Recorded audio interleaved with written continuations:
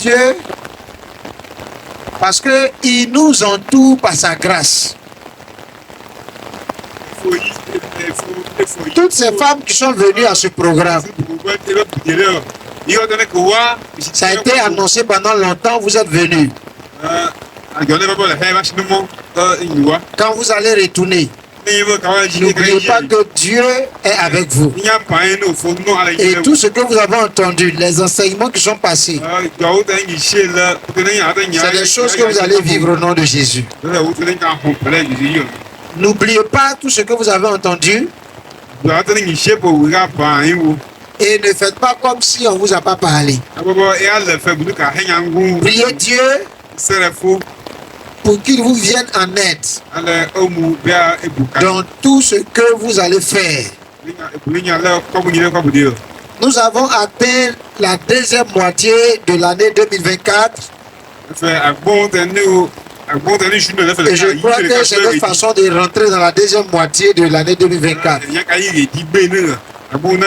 Nous sommes dans les 6 derniers mois. Donc, le peuple de Dieu doit comprendre que la semaine prochaine, nous avons un temps devant le Seigneur.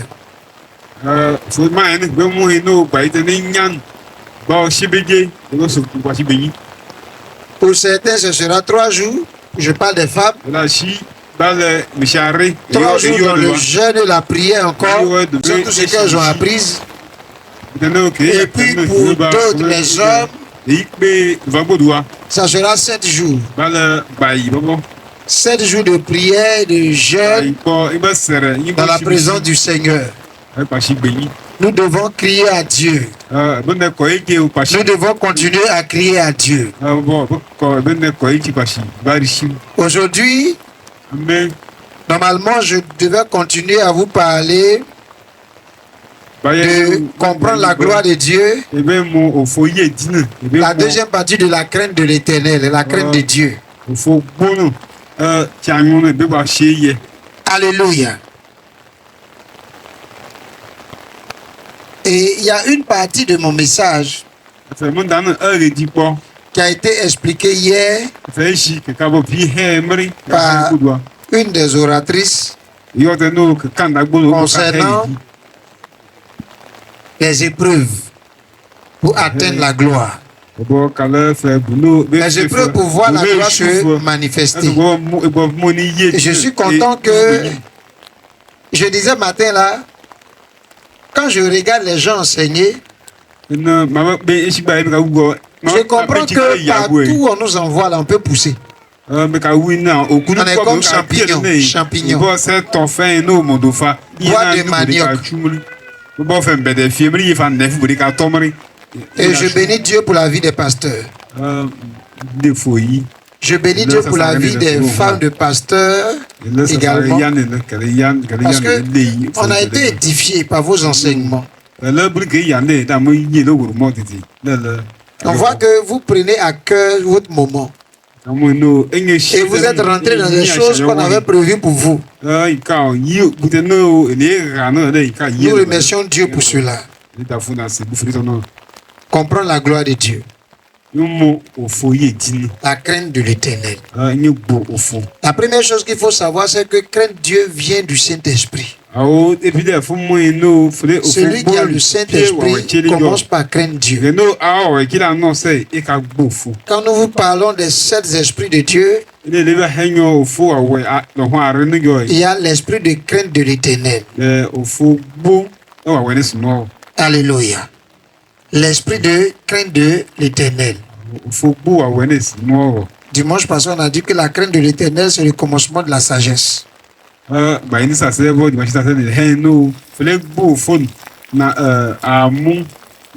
c'est le Saint-Esprit qui nous amène à craindre Dieu.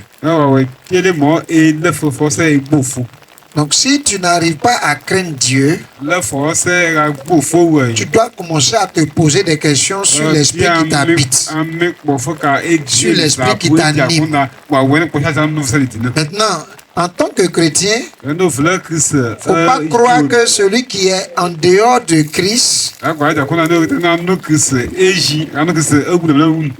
va craindre Dieu comme toi. Donc il faut lui présenter l'évangile. Pour qu'en recevant l'évangile, Christ, par le Saint-Esprit, puisse habiter en lui et qu'il puisse commencer à expérimenter la crainte de l'Éternel. Ésaïe 11, je lis à partir du verset 1. Un rameau poussera sur le tronc d'Isaïe. Un rejeton naîtra de ses racines et portera du fruit. Dans la version semeur. L'Esprit de l'Éternel reposera sur lui. Et cet Esprit lui donnera le discernement, la sagesse, le conseil et la force. Il lui fera connaître et craindre l'Éternel. Il lui fera connaître et craindre l'Éternel. Alléluia. Donc la crainte de Dieu vient du Saint-Esprit. Tous ceux qui arrivent à craindre Dieu sont des gens qui ont reçu le Saint-Esprit. Sans le Saint-Esprit, tu ne peux pas craindre Dieu. Or, la crainte de Dieu est une voie vers la manifestation de la gloire. Celui qui craint Dieu est en train de paver sa vie de voie royale pour voir la manifestation de la gloire de Dieu. Alléluia. Nous allons lire rapidement ce passage-là. Dans Genèse 39, versets 7 à 21.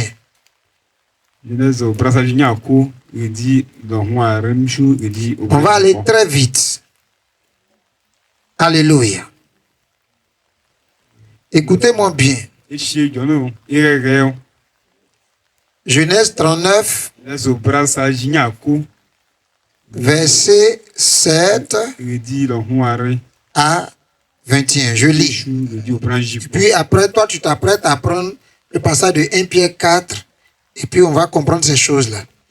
Après ces choses, il arriva que la femme de son maître porta les yeux sur Joseph et dit, couche avec moi.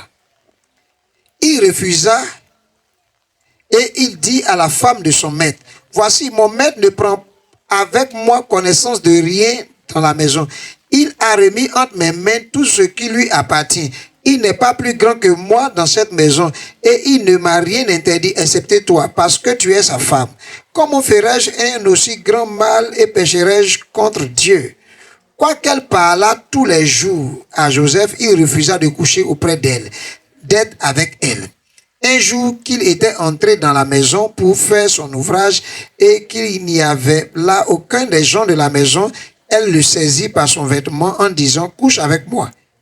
Il lui laissa son vêtement dans la main et s'enfuit au dehors. Lorsqu'elle vit qu'il lui avait blessé son vêtement dans la maison et qu'il s'était enfui dehors, elle appela les gens de sa maison et leur dit, voyez, il nous a amené un Hébreu pour se jouer de nous. Cet homme est venu vers moi pour coucher avec moi, mais j'ai crié à haute voix. Et quand il a entendu que je levais la voix et que je criais, il a laissé son vêtement à côté de moi et s'est enfui dehors. Et elle posa le vêtement de Joseph à côté d'elle jusqu'à ce que son maître rentrât à la maison. Alors elle lui parla ainsi. L'esclave hébreu que tu nous as amené est venu vers moi pour se jouer de moi. Et comme j'ai élevé la voix et que j'ai crié, il a laissé son vêtement à côté de moi et s'est enfui dehors. Après avoir entendu les paroles de sa femme qui lui disait, voilà ce que m'a fait ton esclave, le maître de Joseph fut enflammé de colère. Il prit Joseph et le mit dans la prison. Dans le lieu où les prisonniers du roi étaient enfermés, il fut là en prison. L'Éternel fut avec Joseph et il étendit sur lui sa bonté. Il le mit en faveur aux yeux du chef de la prison. Alléluia. Voici un Joseph à qui Dieu a fait une promesse d'élévation. Dieu lui fait une promesse d'élévation et à cause de cette promesse, à cause de la parole de Dieu, pour lui, ses frères sont jaloux de Joseph. Et ses frères étant jaloux, vont vendre, d'abord essayer de le tuer, après ils vont vendre, poussés par l'esprit, ils vont le vendre. Je rappelle que celui qui a eu l'idée de vendre Joseph s'appelle Judas. Mais au-delà de Judas, il faut voir Jésus qui est en Judas et qui donne l'idée. Vendons-le.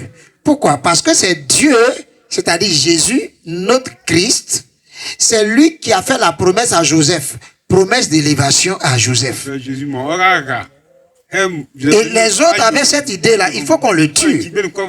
Et étant dans le trou, dans le puits, Judas a une pensée. Ne le tuons pas, mais vendons-le. Pourquoi Judas le vend? Parce qu'en Judas, il y a Jésus. Jésus est le lion de la tribu de Judas. Il est descendant de Judas. Donc c'est Dieu qui donne la direction de la vie de Joseph. Alléluia. Et donc Joseph est conduit où? En Égypte, parce qu'on l'a vendu. Et une fois qu'on a vendu Joseph, Joseph arrive en Égypte comme esclave. Et qui l'achète? C'est un ministre de Pharaon qui achète Joseph. Peut-être qu'on parle de Potiphar comme ça, vous ne comprenez pas bien que c'est un ministre de Pharaon. Parce que quelqu'un, Dieu te dit, tu vas t'élever, et puis tout d'un coup, tu te retrouves dans la maison d'un ministre. Beaucoup vont croire, j'ai atteint le niveau d'élévation que Dieu m'a promis. J'ai atteint le niveau. Donc maintenant, je vais faire ce que je veux. Et Joseph, c'est ce gars-là qui est dans la maison du ministre et qui gère toutes les affaires du ministre. Toutes les affaires du ministre sont gérées par Joseph. Toutes les affaires du ministre sont gérées par Joseph. Donc Joseph a dit, je suis arrivé. Il peut se détourner même de Dieu pour faire ce qu'il veut, comme les chrétiens ont l'habitude de le faire. Parce que quand les Bibles, comme je vous l'avais dit dimanche passé, ils commencent à se détourner de Dieu. Mais Joseph a travaillé dans cette maison. Lui qui était devenu considéré dans cette maison, voici que le péché vient à lui pour lui proposer ses services à travers la vie de la femme de Potiphar. Mais il a refusé. Et la Bible dit qu'il va refuser plusieurs fois. Chaque fois, elle insiste, mais lui, il refuse. Quand le péché commence à fonctionner dans le cœur de quelqu'un, ça ne parle pas une seule fois. Le péché insiste. Il faut faire ça. Je vais faire ça. Il faut faire ça. Ça va te donner ça. Tu peux imaginer combien de fois lui a fait cette proposition. Aujourd'hui, là, tu gères tous les biens de ton maître. Peut-être que moi-même, j'ai des accès auprès de Pharaon. Je vais te présenter à Pharaon. Et puis, si c'est bon, là, si on te nomme, là, c'est moi-même, il va te marier. Et puis, lui, là, on va faire quoi avec lui? Alléluia. Mais Joseph a toujours refusé. Et qu'est-ce qui faisait que Joseph refusait? Le Saint-Esprit était avec lui. La Bible dit Dieu était avec lui. Quand tu lis la première partie où il est arrivé chez Potiphar, Dieu était avec lui. Et il a trouvé faveur aux yeux de Potiphar. C'est Dieu qui a fait cela. Et le même Dieu qui est avec lui faisait qu'il craignait Dieu. Quand le Saint-Esprit vient dans ta vie, il te fait craindre Dieu. Et c'est la crainte qui t'amène au sommet. Certaines personnes, Dieu dit, je vais t'élever. Déjà, quand ils voient cela, quand la petite, c'est-à-dire, il y a quelque chose qui les a bipés, ils veulent se permettre tout maintenant. Je n'ai plus besoin de Dieu. Je suis arrivé là où il voulait que j'arrive. Mais je vais dire à quelqu'un, si Joseph avait cédé à cette femme, nous ne savons pas qu'est-ce qui allait être sa vie. Mais il a dit, si je le fais, j'aurai péché contre Dieu. Il s'est retrouvé où? Dans la prison. Même dans la prison, le Seigneur était avec lui. Mais qu'est-ce que la prison pour Joseph? La prison, c'est une preuve pour Joseph. C'est une preuve que Joseph est en train de subir. Et pendant que Joseph subit cette épreuve, il ne subit pas cette épreuve parce qu'il est quelqu'un qui vit de façon désordonnée. C'est pas parce qu'il a fait quelque chose de mauvais qu'il est là-bas. Mais Joseph subit cette épreuve parce que Dieu a un but. Alléluia. Tant que le but de Dieu n'est pas accompli, Dieu ne va pas laisser Joseph. Pour que Joseph arrive là où Dieu veut, il fallait que Joseph passe par cette épreuve. Parce que cette épreuve est celle qui a la capacité d'enlever certaines choses dans la vie de Joseph. Les gens se sont retrouvés en prison avec Joseph. Mais ces personnes qui ont été trouvées en prison avec Joseph, quand Joseph a résolu leurs problèmes, Joseph a commencé à avoir les yeux sur eux pour leur dire, souvenez-vous de moi. Mais ils ne se sont pas souvenus de Joseph. Pourquoi? L'épreuve devait aboutir à quelque chose. Joseph devait être purifié comme l'or est purifié par le feu. Alléluia. Joseph devait être purifié comme l'or est purifié par le feu. En Proverbe 17 au verset 3, il est écrit, le creuset est pour l'argent et le fourneau pour l'or. Mais celui qui éprouve les cœurs, c'est l'Éternel. Donc Dieu est en train de prouver Joseph, tout comme le feu éprouve l'or, tout comme le creuset éprouve l'argent. Dieu devait éprouver Joseph. Donc, ce n'était pas le temps pour Joseph de sortir de la prison. S'il sortait là, il y a des choses qui n'allaient pas tomber de sa vie. Dieu le voulait pur. Dieu le voulait prêt pour cette tâche qui est plus grande. Donc nous pouvons passer par certaines épreuves, mais c'est parce que Dieu nous prépare à des tâches plus grandes. Alléluia.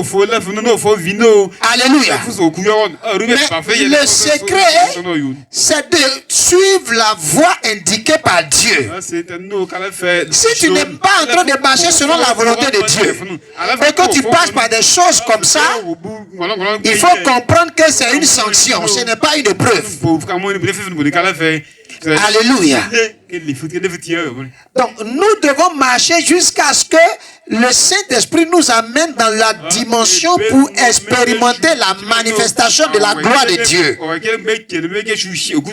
La crainte de l'Éternel va paver ton chemin vers l'Esprit de gloire.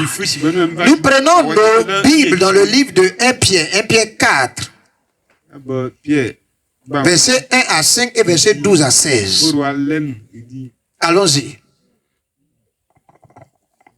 Ainsi donc, Christ ayant souffert dans la chair, vous aussi, aimerez-vous de la même pensée. Animez-vous de la même pensée. Oui. Car celui qui a souffert dans la chair, en a fini avec le péché. Afin de vivre non seulement selon les convoitises des hommes, mais selon la volonté de Dieu. Pendant le temps, non plus seulement les convoitises des hommes, mais selon la volonté de Dieu. Alléluia. Continue. Pendant le temps qu'il lui reste à vivre dans la chair, c'est assez, en effet, d'avoir dans le temps passé accompli la volonté des païens en marchant dans la dissolution, les convoitises, l'ivrognerie, les excès du manger et du boire et les idolâtres criminels. Ainsi, trouve-t-il étrange que vous ne vous précipitez pas avec eux dans le même débordement de débauche et ils vous calomnient? Ils rendront compte à celui qui est prêt à juger les vivants et les morts. Amen. On s'arrête là d'abord. Il y a certaines personnes qui, parce que vous, maintenant, vous avez reçu Christ et que vous vous détournez de leur façon de vivre, ils vont commencer à vous calomnier. Parce qu'ils trouvent étrange que vous ne faites plus ce qu'ils faisaient. Ce que vous faites hier, vous avez fait hier, vous ne le faites plus. Pourquoi ils sont ainsi? Parce qu'ils trouvent que ce n'est pas normal que vous vous comportiez comme ça. Ils veulent que vous fassiez ce qu'ils font. Donc ils vous critiquent, ils vous calomnient, ils trouvent étrange que votre vie est devenue bizarre comme ça. Selon eux, vous devez continuer à vivre de la même manière que vous avez vécu hier quand vous n'avez pas encore Christ. Et quand vous recevez Christ et que vous changez votre façon de vivre, ils n'acceptent pas cela. Quand vous recevez Christ et que vous avez du respect pour vos époux, ils n'acceptent pas cela. Quand vous recevez Christ, que vous ne vous déshabillez pas devant tout le monde, ils ne sont pas d'accord pour cela. Donc qu'est-ce qu'ils font? Ils vous calomnient. Ils vous calomnient. On dit toutes sortes de choses. On dit toutes sortes de choses à votre sujet. Pourquoi on le fait? Parce que désormais, vous ne leur ressemblez plus. La crainte fait que vous ne leur ressemblez plus. Mais si vous leur ressemblez, ils ne vont pas parler de vous tel qu'ils parlent de vous. Alléluia. Si vous leur ressemblez, ils ne vont pas parler de vous tel qu'ils parlent de vous maintenant. Verset 12 à 16 maintenant. Bien-aimés, ne soyez pas surpris comme d'une chose étrange qui vous arrive de la fournaise qui est au milieu de vous pour vous éprouver. Donc Dieu est en train de vous dire, quand toutes ces choses arrivent, quand les difficultés naissent, quand toutes ces choses que vous vivez arrivent, c'est une fournaise qui est au milieu de vous. Le rôle de cette fournaise, c'est de vous éprouver.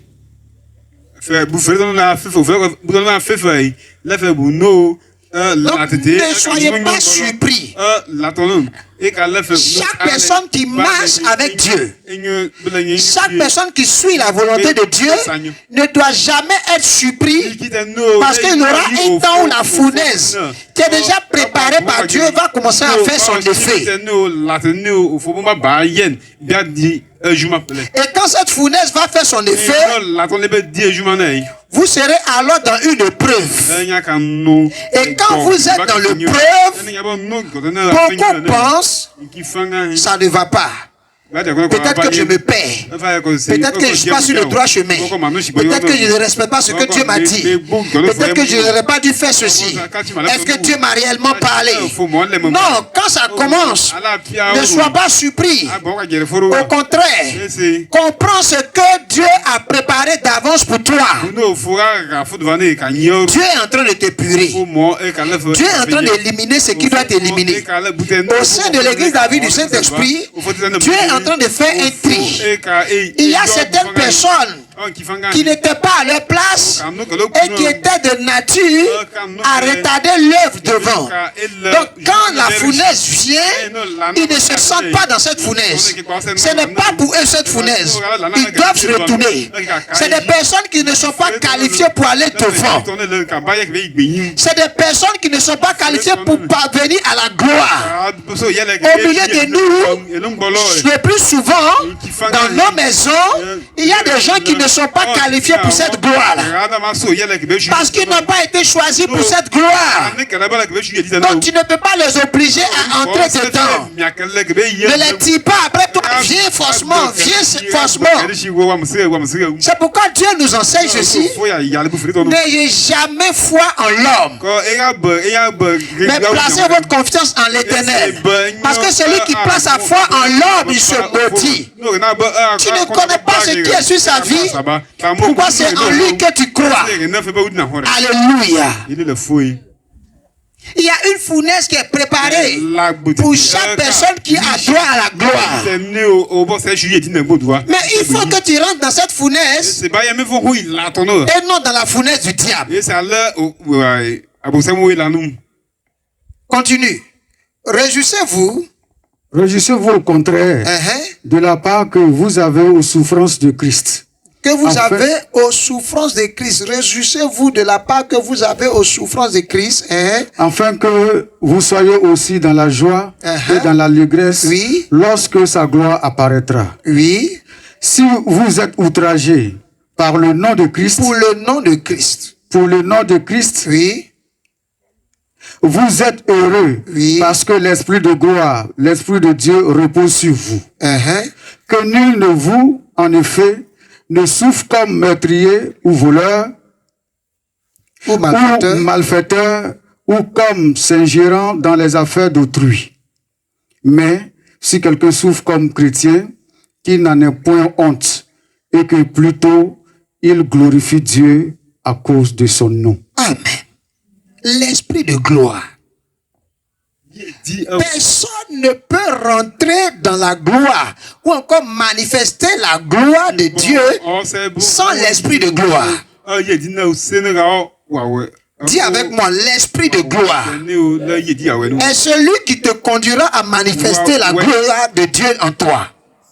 Romains 8, verset 30 dit, tout ce qui l'a rendu juste, il lui a fait prendre part à sa gloire.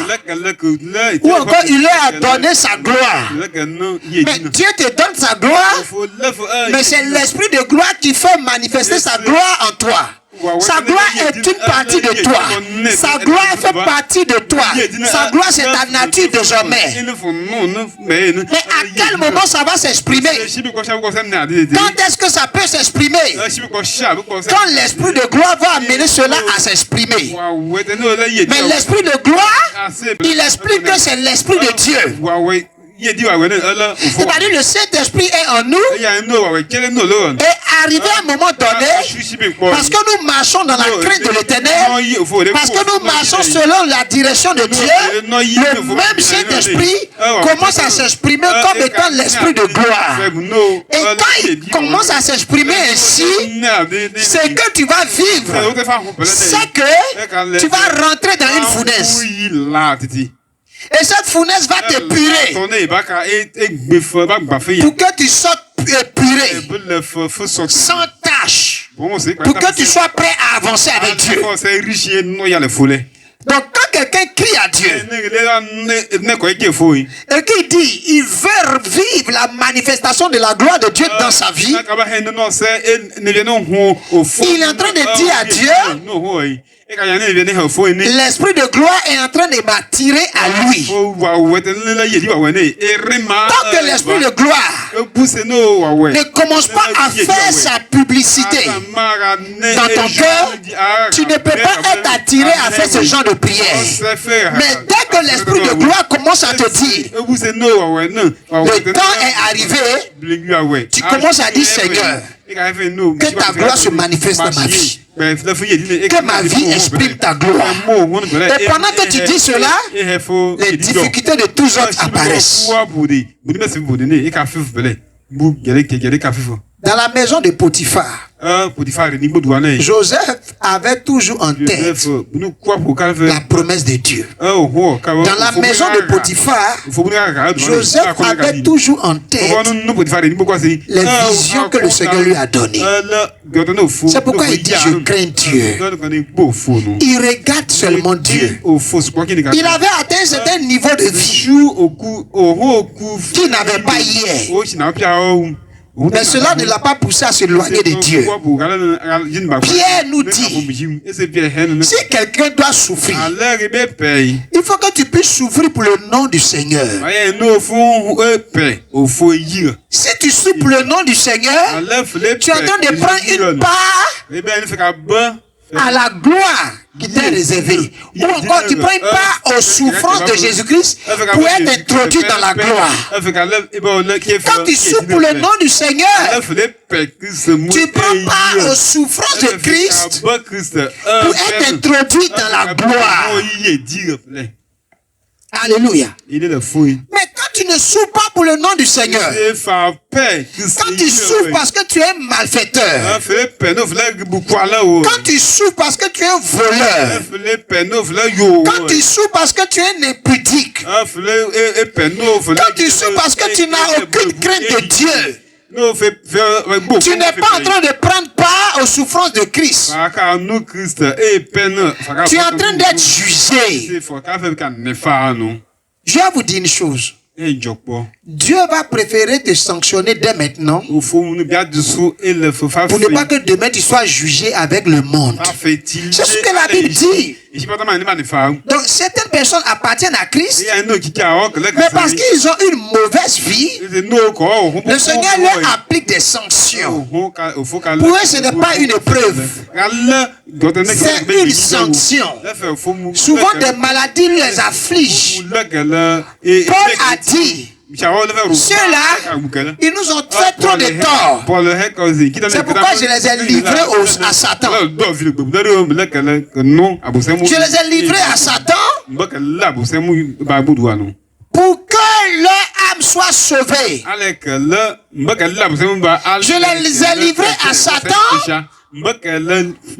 pour la destruction de leur corps, pour la destruction également de leur chair, leur façon de penser mauvaise, afin que leur âme soit sauvée. Donc Satan va les détruire, détruire tout ce qu'ils ont, pour ne pas qu'ils perdent leur âme. Voici pourquoi il les a livrés à Satan. Donc certaines personnes souffrent, pas parce que c'est une épreuve pour eux, parce qu'ils méprisent tout, parce qu'ils méprisent les gloires de Dieu, parce qu'ils méprisent la vie que Dieu donne, parce qu'ils jouent avec les œuvres de Dieu, parce qu'ils pensent que tout leur est permis. Mais Pierre dit, ne souffrez pas parce que vous êtes malfaiteurs. Certaines personnes souffrent parce qu'en tant que pasteur, c'est des voleurs. Et on les conduit partout dans les tribunaux. Si tu as volé tes fidèles, si tu les as escroqués, et puis on te traîne devant les tribunaux, ne dis pas à Dieu que c'est une épreuve. Comprends par là que tu es un voleur, et Dieu veut t'enlever de ça, pour que ton âme soit sauvée. Mais si tu suis la direction que le Saint-Esprit t'indique, si tu vis en poursuivant les promesses de Dieu, et que cependant les épreuves t'envahissent, les souffrances viennent, glorifie le nom du Seigneur Jésus. Parce que de cette épreuve, tu sortiras grandi. Parce que de ces épreuves, tu sortiras grandi. Et parce que tu sors grandi, la manifestation de la gloire sera visible par tous. Joseph est sorti de la prison après qu'il ait fait l'épreuve. Quand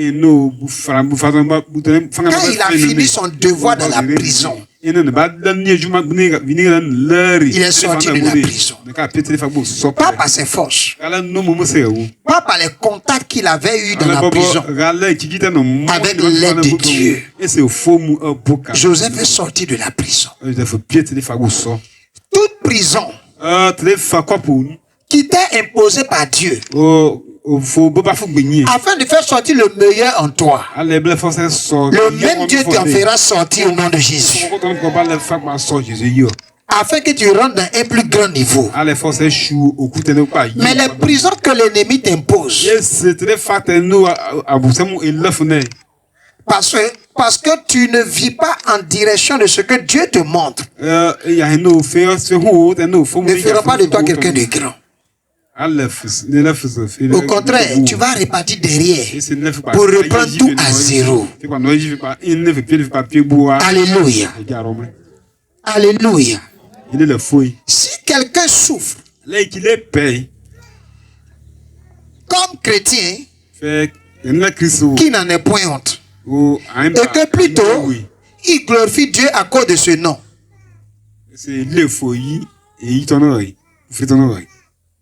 Que nul de vous, en effet, ne souffre comme meurtrier, ou voleur, ou malfaiteur, ou comme s'ingérant dans les affaires d'autrui. Ce qui ne te concerne pas, tu vas mettre ta bouche dedans, c'est pourquoi. Dieu t'a envoyé là-bas. C'est ton business. C'est ce pourquoi tu es venu sur la terre. En quoi ça te concerne? Dans la maison de Potiphar, je peux voir que c'est un ministre. Il y a beaucoup d'affaires qui diront.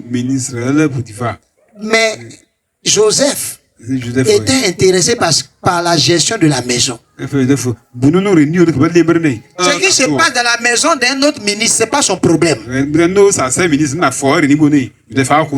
Est-ce que tu peux t'occuper des affaires que Dieu veut que tu suives? Il y a des gens qui sont en train de faire ou encore qui expérimentent des souffrances parce qu'ils sont passés touchés à quelque chose où Dieu ne les a pas envoyés. Pourquoi? Tu penses que tu dois le faire. Mais est-ce que Dieu t'a envoyé là-bas? Ta souffrance, c'est toi qui l'as cherché. Alléluia. Qui t'a envoyé là-bas? Quand l'esprit de gloire est là, les épreuves viennent.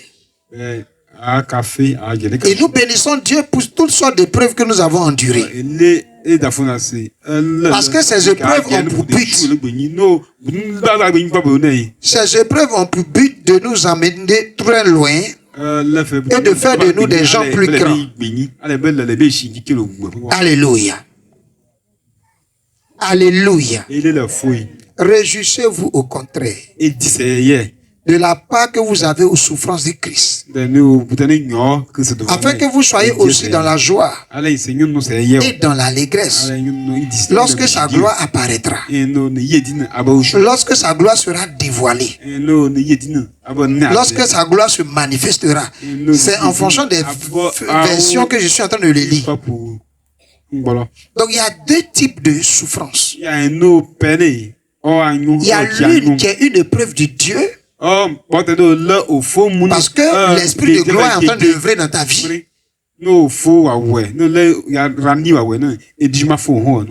il y a des souffrances qui sont des punitions parce que l'esprit de diable œuvre dans ton cœur. Alléluia. Comment vivre? Comment avancer?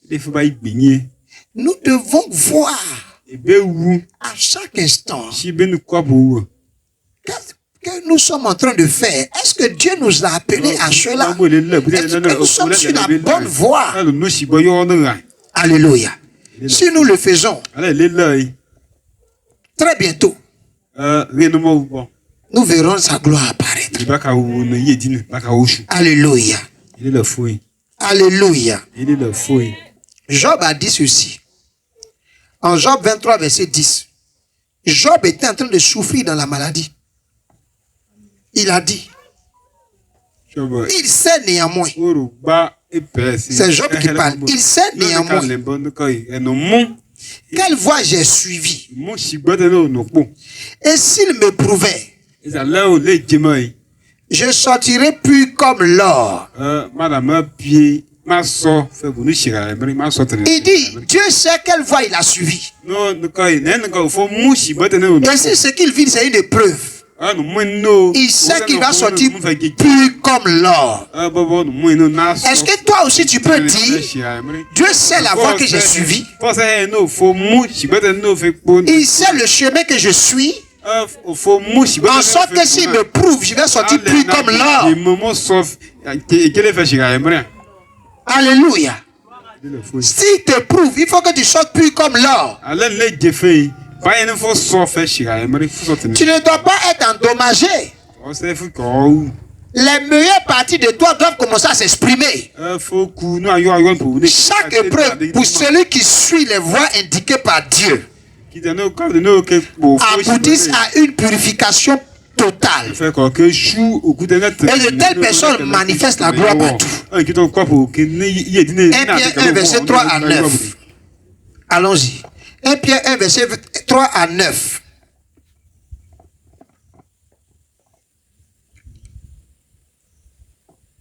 Pierre 3. Verset 3 à 9. 1 Pierre 1, verset 3 à 9. Je lis. Ça va aller. Béni soit Dieu, le Père de notre Seigneur Jésus-Christ, oui, qui selon sa grande miséricorde nous a régénérés pour une espérance vivante, oui, par la résurrection de Jésus-Christ d'entre les morts, oui, pour un héritage qui ne se peut ni corrompre, ni souiller, ni flétrir, lequel vous est réservé dans les cieux. À vous qui, par la puissance de Dieu, êtes gardés par la foi pour le salut, prêt à être révélé dans les derniers temps. C'est là ce qui a fait votre joie. C'est là ce qui fait votre joie.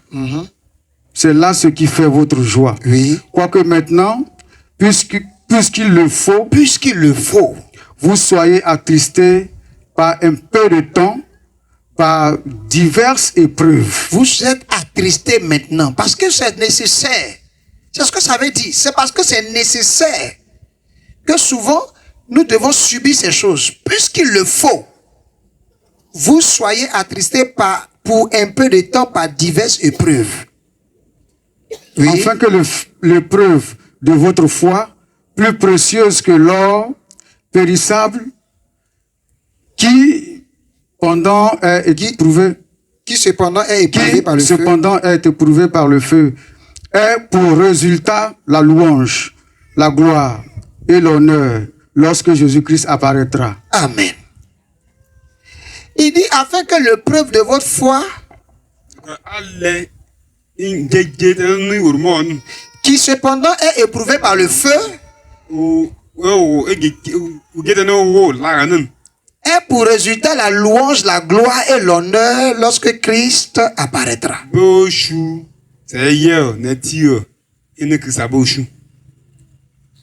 Lui que vous aimez sans l'avoir vu, en qui vous croyez sans le voir encore, vous réjouissant d'une joie ineffable et glorieuse, parce que vous obtiendrez le salut de vos âmes pour prix de votre foi. Amen. Donc il y a l'épreuve de ta foi dans tout ce que nous vivons. Il y a l'épreuve de ma foi, il y a l'épreuve de sa foi, il y a l'épreuve de chaque foi de quelqu'un qui est ici. Le juste vivra par sa foi. Donc dans tout ce que nous sommes, Dieu éprouve notre foi en ce moment précis. Parce que Dieu veut que nous aboutissions à quelque chose. Alors, ayons confiance en lui. Ne trouvez pas une occasion de vous détourner de Dieu dans les temps d'épreuve. Ne fuyez pas l'épreuve. Le Seigneur qui vous a fait entrer dans cette épreuve, c'est lui qui va vous faire en ressortir. Mais pour que tu sois sûr que j'ai eu l'épreuve, il faut que tu sois sûr que tu suis les voies de Dieu. Parce que si tu n'es pas sûr que tu suis les voies de Dieu, ou encore si tu sais que tu ne suis pas les voies de Dieu, et que tu vis ta vie comme tu le veux, ne considère pas cela comme une épreuve pour toi. Considère cela comme des sanctions de la part de Dieu. Mais je sais que l'église de la vie du Saint-Esprit passe par une épreuve. Parce que l'Esprit de gloire est celui qui règne ici. C'est important pour que chacun puisse marcher, aller de l'avant. L'Esprit de gloire est en l'œuvre dans nos vies. Pierre a dit l'Esprit de gloire, l'Esprit de Dieu. Nous sommes arrivés au moment où le Saint-Esprit se manifeste sur nous comme étant l'esprit de gloire. Bientôt nous finirons cette marche. Parce que de plus grands résultats arrivent au nom de Jésus. Je vais conclure avec la vie de Samson. Je conclue avec la vie de Samson. Comprendre la gloire de Dieu. Crainte d'Éternel. Samson. Lis. Delilah, voyant qu'il lui avait ouvert tout son cœur. Oui, c'est Juge. Juge 16, verset 18. Juge 16, verset 18. Oui, à 21. Allons-y.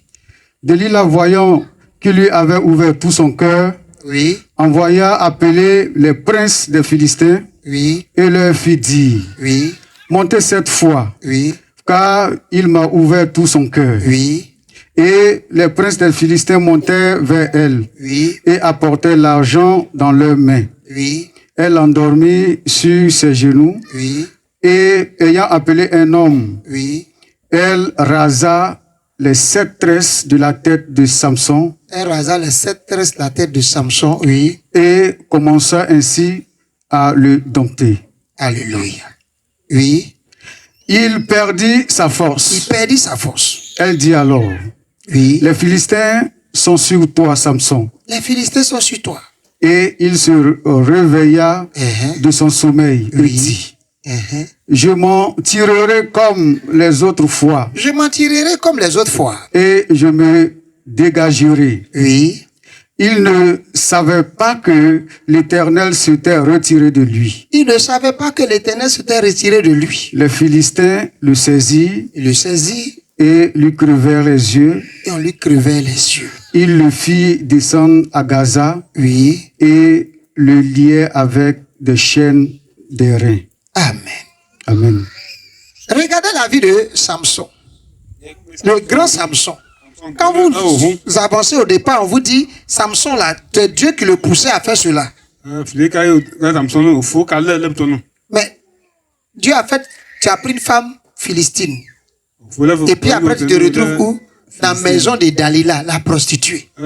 C'est prostitution qui est rentrée dans son cœur. Au point où la femme l'endort en le cajolant, touchant sa tête, et puis il a mis sa tête sur les cuisses de Dalila. Il voit que ça c'est trop clair, donc il est content. Au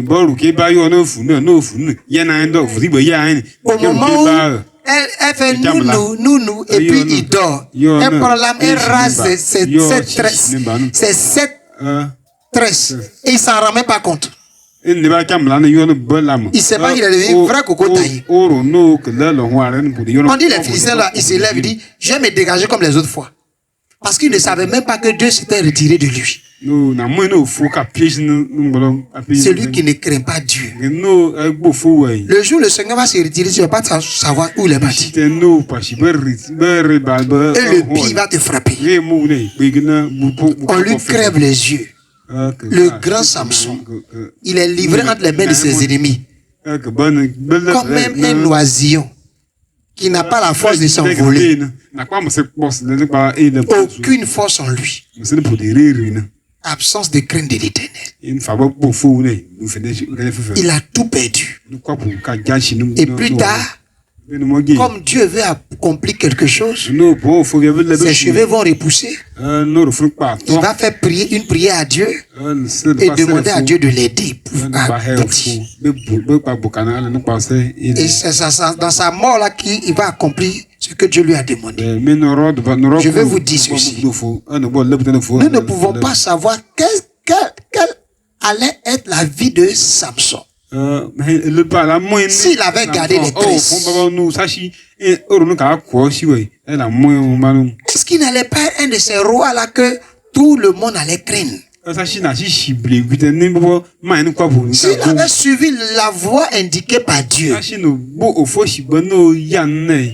est-ce que Samson allait livrer comme un petit animal un mouton, un cabri. C'est vrai que les gens sont morts avec la mort de Samson.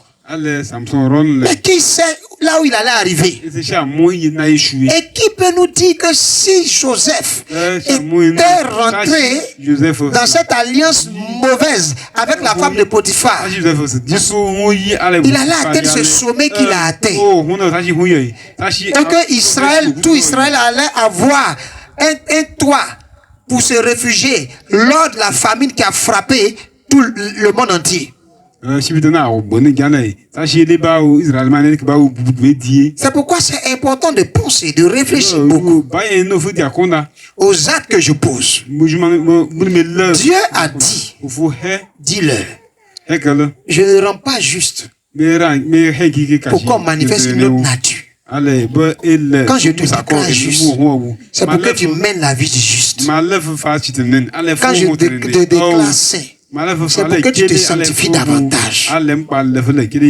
Quand je te lave, c'est pour ne pas que tu retournes dans la boue. Refuser de retourner dans la boue. Refuser l'excuse de Dalila. Trop d'hommes recherchent l'excuse de Dalila. L'excuse de prostituée. Trop de femmes recherchent des cuisses. Ou encore poitrine. Poitrine de Samson. Le perdu. On voit les petits poils sur la poitrine de Samson. Moi j'aime les hommes avec les poils sur la poitrine. Ne vendez pas ce que Dieu vous a donné. Ne vendez pas ce que Dieu vous a donné pour rien. Ne souffrez pas parce que vous êtes meurtrier. Ne souffrez pas parce que vous êtes assassin, voleur, menteur, ivrogne. Ne souffrez pas parce que vous avez détourné votre cœur de Dieu. Car il est le seul qui éprouve les cœurs. Le creuset éprouve l'argent pour que l'argent devienne pur. Le fourneau ou la fournaise éprouve l'or pour que l'or devienne pur. Et Dieu est celui qui éprouve les cœurs. Il éprouve les cœurs pour que l'homme soit pur, pour que l'homme atteigne le niveau de gloire. Ton temps a sonné. Pendant que tu quittes ici aujourd'hui, je veux déclarer sur ta vie ceci: que jamais le diable ne te convainque que ce que tu vis est une épreuve quand tu as une vie en dehors de Dieu. Que jamais le diable ne te capture dans son filet destructeur au nom de Jésus. Mais quitte ici avec cette parole. L'esprit de gloire règne sur ma vie. Et à cause de cela, les gens peuvent se lever contre moi. Je peux passer par toutes sortes de preuves. Mais je sortirai plus que l'or. Je sortirai plus que l'or. Conserve ta pureté.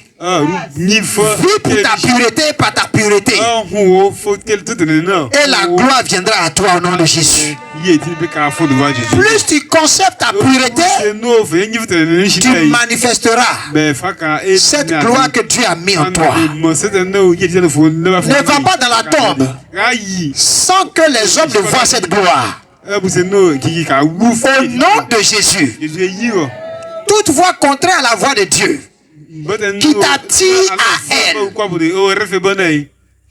qu'elle se taise à jamais au nom de Jésus. Que la victoire soit pour toi et que la gloire apparaisse. Rappelez-vous ce que je vous ai appris. Vivez selon les promesses de Dieu. Croyez aux promesses de Dieu. Même si quelque chose vous confronte, continuez de croire à la promesse de Dieu. Dieu vous fera sortir de toutes sortes de preuves. Souvenez-vous que Joseph n'a pas eu d'aide de la part des hommes. Souvenez-vous. Il n'a pas eu d'aide de la part des hommes pour sortir de cette épreuve. Dieu qui te fait rentrer dans l'épreuve, il t'en fera ressortir au nom de Jésus. Et Dieu qui te fait rentrer dans toutes sortes d'épreuves te donnera de voir la gloire manifestée. Tu ne perdras pas ton temps. Tu ne perdras pas tes heures ni tes jours. Quand tu seras vieux, tu ne seras pas là en train de remuer la tête pour dire ma vie a été inutile. Toi, quand tu seras vieux, tu te réjouiras davantage avec Dieu. Parce que ta vie a été utile. Parce que tu sais ce que Dieu t'a demandé de faire. Et tu l'as fait. Quand tu seras vieux, comme Paul, qui a dit, moi Paul vieillard, tu pourras aussi dire, moi vieillard, j'ai combattu le bon combat. J'ai achevé la course. Au nom de Jésus. Amen. Amen. Amen. Amen. Amen. Amen. Quelqu'un est prêt pour voir manifester sa gloire. Tout ce que tu as entendu durant tous ces jours, il faut que tu ailles mettre cela en pratique. Tiens-toi debout et déclare avec moi. Assurément, mon heure de gloire a sonné. Si j'ai pleuré hier, parce que je ne comprenais pas ce que tu faisais, Seigneur, je m'en excuse. Mais dès à présent, mon cœur est lié à ton cœur pour une vie plus fructueuse. Pour une vie plus fructueuse. Au nom de Jésus. Assurément, les gens viendront à moi pour me demander mon secret. Alors je les conduirai dans ta maison. Et ils expérimenteront cette gloire. Que rien ne m'arrête maintenant au nom de Jésus. Bénis le nom du Seigneur qui m'a appelé par sa grâce, qui m'a choisi et qui m'a donné d'être juste. Bénis le nom du Seigneur qui me fait entendre toutes ces choses. Car maintenant, je peux me rendre dans sa parole et épouser sa parole et faire un avec sa parole, en sorte que par sa parole, la gloire soit manifestée. Au nom de Jésus. Précieux Saint-Esprit, merci. Merci de nous avoir conduits dans ce lieu. Parce qu'en ce lieu, nous pouvons voir ta main agir. Merci Seigneur pour tous ceux-là qui font partie de cette commission que tu mènes ici. Au nom de Jésus. Amen. Amen. Bon mois de la famille à tous au nom de Jésus. Et bonne fête de la famille. Aujourd'hui, notre action de grâce, c'est la fête de notre famille. Bonne fête de la famille. Que les familles viennent pour célébrer Dieu maintenant. Que les familles viennent dire merci à Dieu. Il nous a gardés jusqu'à ce mois de juillet. Qu'ils reçoivent ce qui lui revient de droit. Quelqu'un se tient debout. Quelqu'un prend son tam-tam. Quelqu'un prend ce qu'il peut prendre. Quelqu'un fait un grand bruit pour le Seigneur. Parce que c'est le temps de lui apporter encore et encore. Les femmes sont au rendez-vous aujourd'hui. Ah, vous voulez aller danser? Nous on danse, c'est vous qui parlez. Écoutez-moi bien, ce matin, pour ne pas dire hier, c'est hier, non? Il y a un frère du village, d'Ododje. Pendant que je m'apprêtais à rentrer à la maison, dans la journée là, il était en train d'échanger, c'est avant-hier soir, c'est ça? Il échangeait avec Armel ici, Kama, et il a dit, allez, voici là-bas. Donc j'ai su que c'était de moi.